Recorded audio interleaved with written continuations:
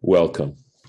Baruch atah Adonai Eloheinu melech haolam asher kitshanu b'mitzvotav v'tzivanu la'asok b'divrei Torah. And let me find the place where we are.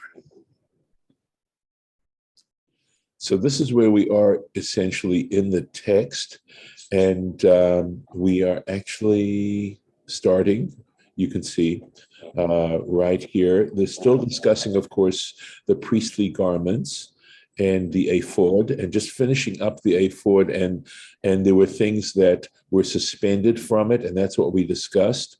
Yesterday we talked about the squares that in which the onyx stones were, the shoulder pieces were inlaid, etc. We talked about the two cords, these braided cords of gold that hung from the shoulder straps, and I showed you pictures of them. And so I believe we actually did not have a chance. Well, let's see, maybe we did. I guess we did, forgive me. So we're actually on verse 14 now. So, Vasita, so this is a new piece. Vasita choshen mishpat. A choshen is a breastplate. Mishpat, of judgment. Ma'aseh choshev, the work, and a choshev, lachshov means to think. And so I think I might even call it a nice translation, would be a skilled craftsman. In other words, this takes a certain amount of skill in which to create such a thing. And let's just finish it off, the sentence on the next page here. K'ma'aseh ephod, like the work of the ephod, ta'asenu, you should make it. Zahav, out of gold, tchelet, blue, the argaman, and purple, utolat shani, and crimson. They translate tolat. I looked up the translation. They translate it as yarns. But yarns, of course, don't necessarily tell you, does it, what exactly it means. And what's interesting, somebody is going to need to mute, if you will. Just check and make sure you're muted, because I'm getting some feedback. Tolat, the word tolat actually means a worm. So the question is, does it mean silk or does it mean wool?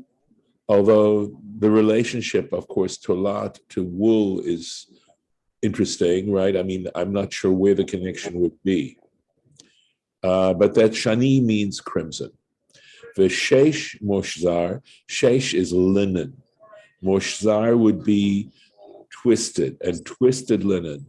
Ta'aseh oto, you shall make it. You shall make it. Check here. Okay. Yeah. So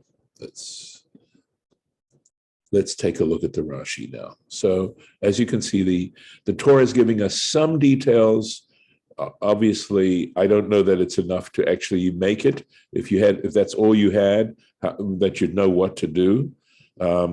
It does go on a little bit further to explain the dimensions of it and its shape, and we'll see a picture of it. So Rashi discusses this term choshen mishpat, a breastplate of judgment. Okay. But let me see. I'm looking to see. Yeah, apparently we actually we did not do the Rashi up here. That's where I have my marking. So I'm going to go back to verse 14 and look at the Rashi on verse 14, just to be a little bit complete here. So that was about sharsharot zahav, right? The chains of gold. And he translates that simply as another word.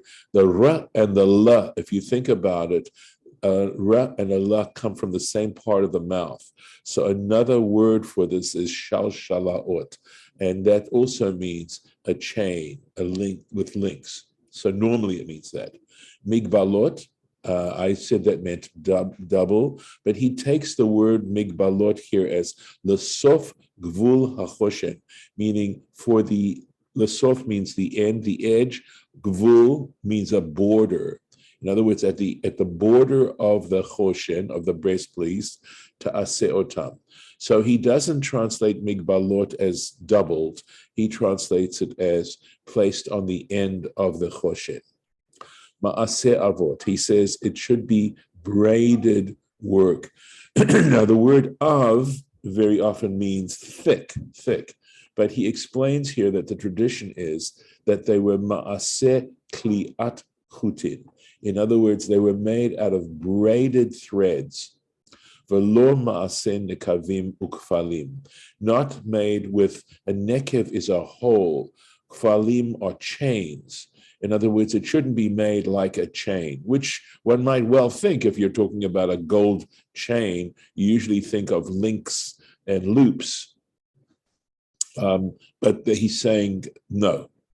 Ka'otan, it shouldn't be like those chains, ka'otan she'osin leborot, that they make for cisterns, in other words, to pull up the bucket, or perhaps to move the the top of the cistern or something like that. Not that way. Ela ka'otan she'osin la'ardas ka'ot. Ardas ka'ot is definitely not a Hebrew origin word. I would have to imagine it's either Persian or Greek, but I know neither of those languages, so I can't tell you what that word comes from. Ko'otan, like those she'osin that they make for censers. And he actually translates that, of course, right? Shekorin encensereux, or something like that. That's the old French. And roich fas, to me, means roich is a smoke in German. And fas, I think, would mean a vessel. In other words, a vessel for smoke. Something like that. So exactly, in other words, what we call a censer, right? And he quotes the Gemara here in Beitza Kafbet, page 22 of the Gemara. V'natata et sharsheret, you shall place the chain, shel avotot ha'asuyot. In other words, he's saying of those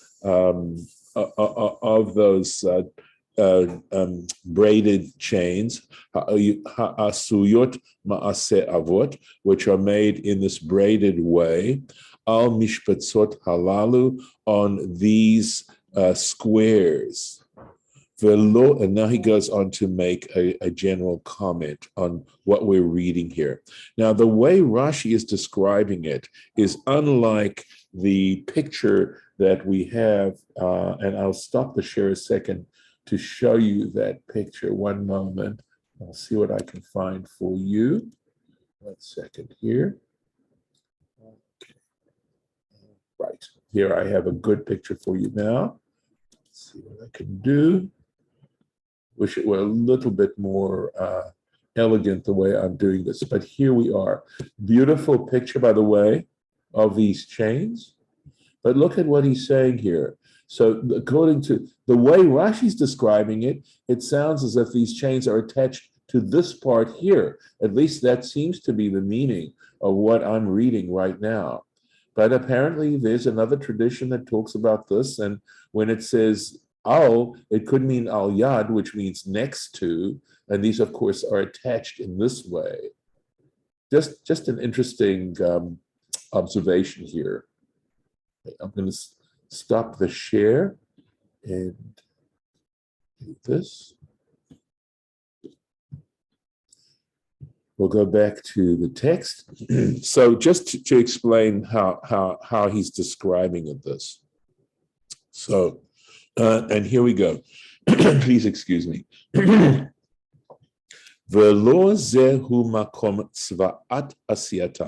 He says, but please note, this is not the place where the instructions are being given for how they're to be fabricated.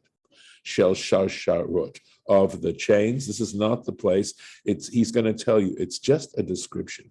Velo tzva'at kviotan, nor is it the place where where we have the actual command to place them.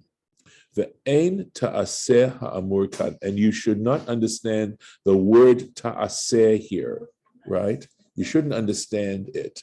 I'm looking to see if we can find it. Here we go. Here's the word ta'aseh in the actual text of the Torah.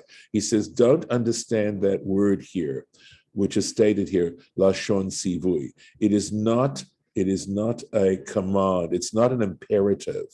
V'natata ha'amurkan, and nor is the word v'natata that is said, and you shall place ha'amurkan, which is stated here, lashon sivui. It's not in the imperative. Ela lashon atid.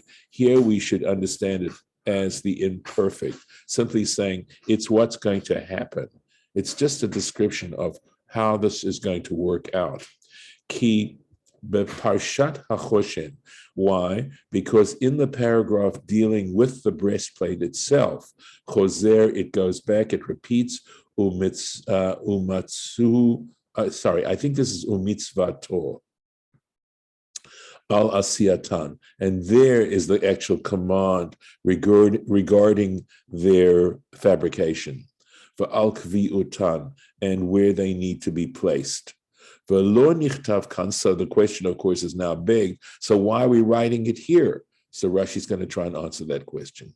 And the only reason it's written here, lo diacha, to tell you, to inform you, miktsat sorech, to some degree, the need of hamishpatzot, of the squares, shetziva la'asot, which he already commanded to make im ha'ephod, with the ephod.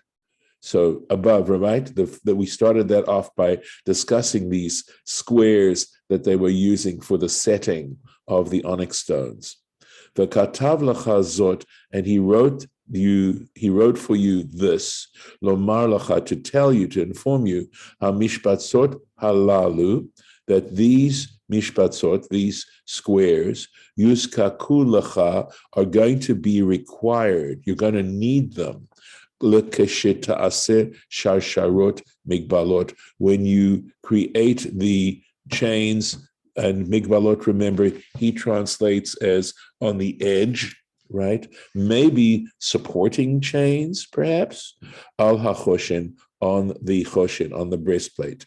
Titneim al hamishpatzot halalu. You should place those chains on these particular settings, these squares that we described. All right.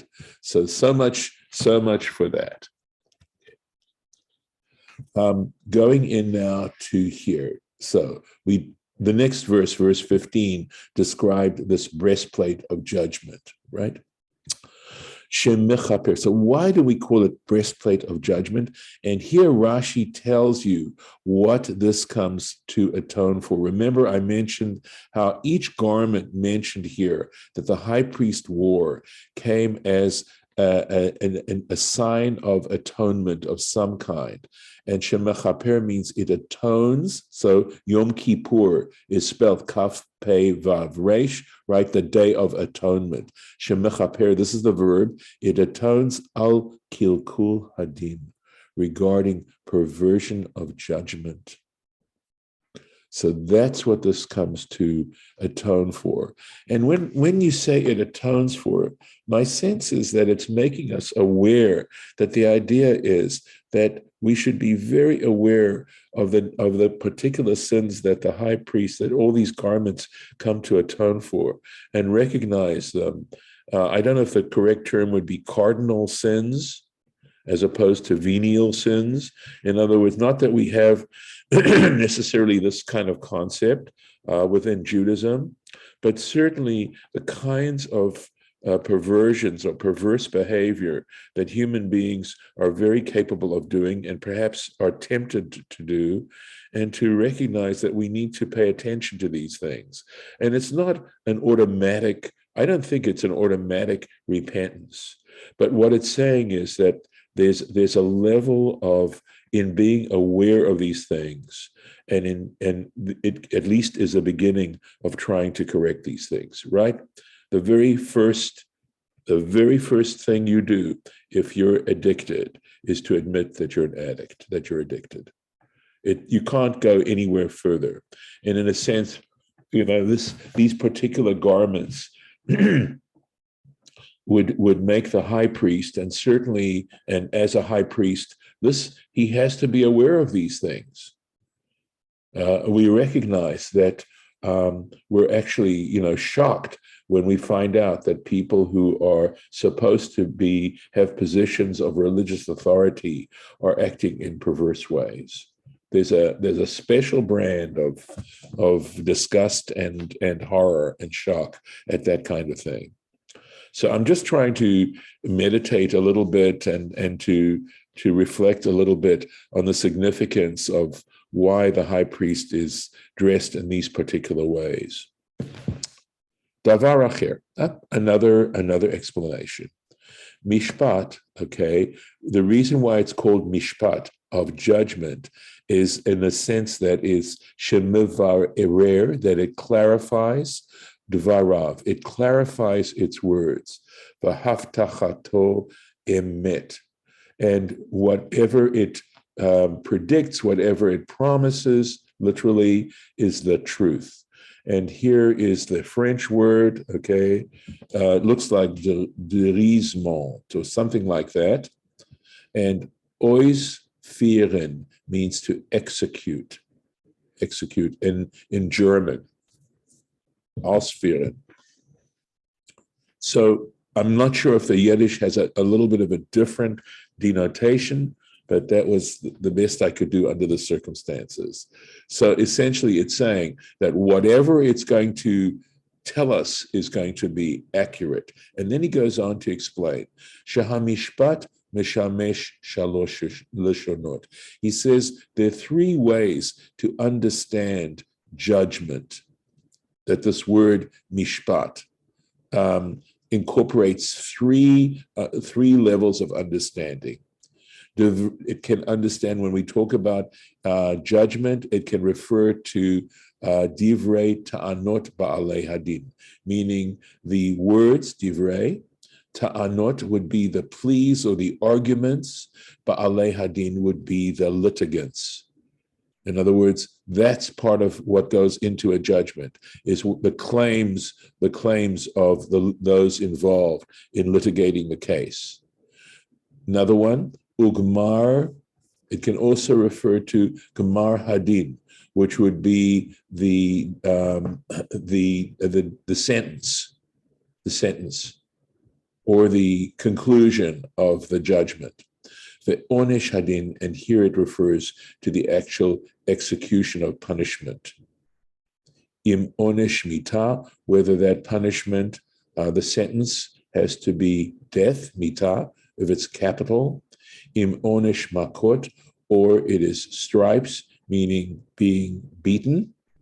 Im onesh mamon, or if it is financial, in other words, compensation, monetary. V'zeh mishamesh lashon birur dvarim. And what this comes to tell us, what it's the use of this word here is mishamesh. The shamesh means to use, right? It refers to the term of birur dvarim, a clarification of words, clear, unambiguous words. Shemefaresh umevarer dvarav, that this particular choshen was very clear. So that's sort of a little puzzling. So I'll explain to you that you'll see that the way this choshen is made is like a pocket. It's a pocket. And inside that pocket were the Urim and the Tumim. And the Urim and the Tumim were two stones, we think. There's some various opinions as to what they really were and whether it really refers to the 12 stones that were on the breastplate itself. But that if you asked a question, it would be able to let you know whether it actually spoke words or whether it was the way, in other words, that in a sense it communicated, and I'll explain to you what we mean. So there were the names of the tribes written on the 12 stones, and assumedly, if one asked the high priest a question, for which he needed to consult the Choshen. The stones would light up in a certain kind of way, and the high priest knew how to read this code, we might call it, that would be expressed through the lighting up of the various stones, and so that it would, in a sense, you might say, right, type out the answer.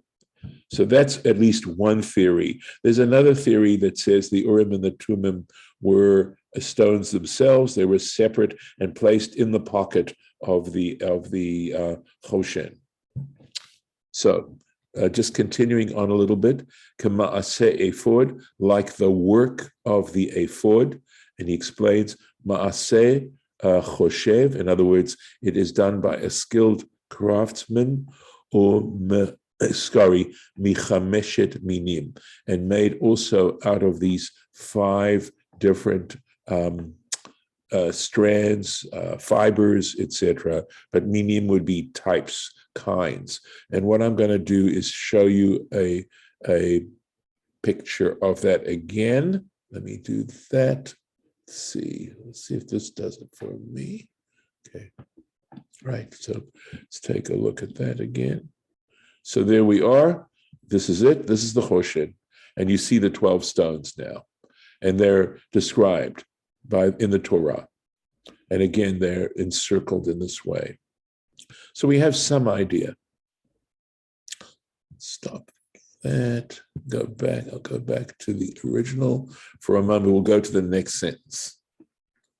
Here we are.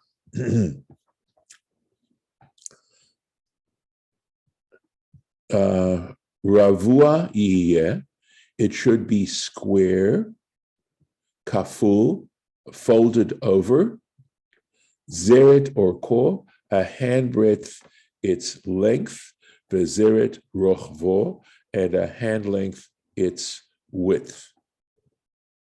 And then it'll go on to describe the actual stones that were put in it, that were inlaid. So here we go. I'll just do the Rashi here. Zeret or korva zeret rochbo, right? A handbreadth its length, a handbreadth its width. Kaful, okay, it is doubled. Umutal lo lefanav, and it's placed in front of him, in front of the high priest, keneged libo, opposite his heart.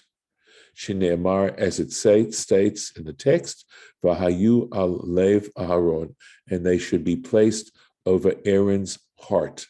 Talui bekitfot ha'ephod, and they are suspended by the shoulder straps of the ephod, habaot me'acharav, which come up from behind him, al ktefav, over his shoulders, v'nik palot, and are doubled. In other words, they doubled over. They come over his shoulders and down a little bit. The yordot lefanav, and come down before him, ma'at, a little bit.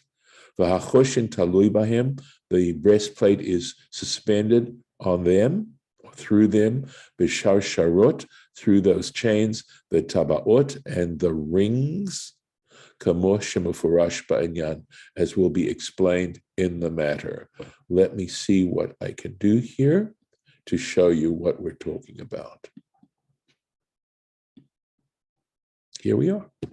So this is a handbreadth, this is a handbreadth, and this is the double, and this is folded up behind, and to make the pocket that I mentioned. And I will look to see if I can find one other illustration for you. Give me a moment, if I can find it quickly. Let's see here. Okay. All right, I have 2 pictures that I want to show you. Okay. And this too, give me a moment. And I'm going to go back and show you these illustrations. Let me see what I can do here. Okay, so this is the one I want to show you. These are the shoulder straps that he's talking about, right? You can see how they're attached to the ephod, and they come over his shoulders, and then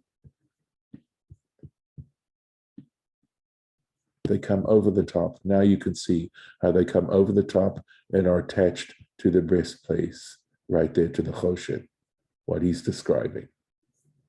So I'm going to stop the share. And let's see. We don't have a minion at this point, so we won't be able to say Kaddish to Rabbanan, but we do have a few minutes in case any of you would like to comment on anything at this point. Any thoughts? All right, I will stop the recording and